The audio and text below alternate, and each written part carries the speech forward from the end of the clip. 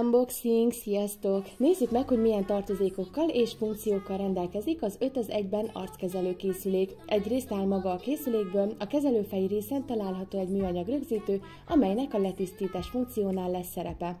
Tartozik hozzá egy töltőkábel, illetve egy magyar nyelvű leírás is.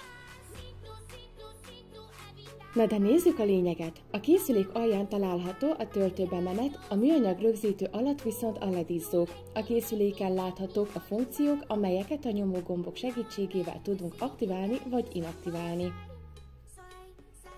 Az on-off gomb hosszú megnyomásával tudjuk bekapcsolni a készüléket, a level gombbal tudjuk szabályozni a mikromasszázs intenzitását, amely lehet intenzívebb vagy gyengédebb. Az on-off gomb rövid megnyomásával tudjuk bekapcsolni a LED-fényt, és ugyanezzel a gombbal tudunk szintmódosítani. A piros LED javítja a sejtaktivitást, serkenti a kollagéntermelést, bőrfeszesítő és öregedésgátló hatású.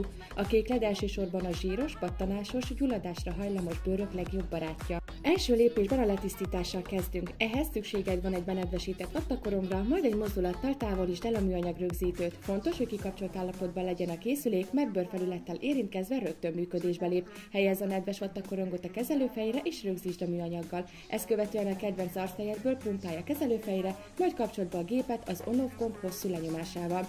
A level gombbal válaszd ki a mikromasszázs intenzitását, majd az on-off gomb rövid megnyomásával állítsd be a LED szint, amivel dolgozni szeretnél. Ezen kívül más funkciót nem kell módosítani, mert alapjáraton a cleansing, tehát a tisztító programon van. Ha minden értéket sikerül beállítani, vidd fel az arctejet a bőrödre, és körkörös mozdulatokkal kezd el letisztítani a bőröd. Ha ezzel meg vagy, kapcsold fel a készüléket, távolítsd el a műanyag rögzítőt és a vattakorongot. Majd egy száraz vattakorong segítségével tisztítsd meg a kezelőfejet és a műanyag rögzítőt. Az utóbbira egyébként már nem lesz szükséged.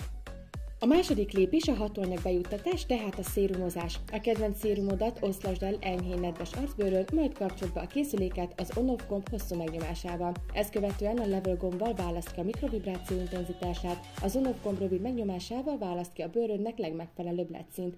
Majd a mód gomb segítségével választ ki a warming, tehát a melegítő funkciót. A meleg hatására kitágulnak a bőrpórusok, illetve a kapillárisok, így a bőr hatóanyag felvevő képessége megnő.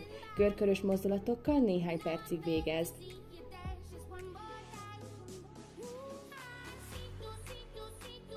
A kezelés következő szakaszában fogjuk csapdába ejteni a hatóanyagot, miszerint a módgomb segítségével a nourishing funkciót választ ki és szérum teljes felszívódásáig végezd. Ennél a funkciónál a kezelőfej teljesen lehűl, aminek hatására a bőrpórusok és a kapillárisok összehúzódnak. Ezt a meleg-hideg kezelést hívják hatóanyag csapdának, hisz az értékes hatóanyagok gyakorlatilag a bőrünk mélyebb rétegeibe rekednek.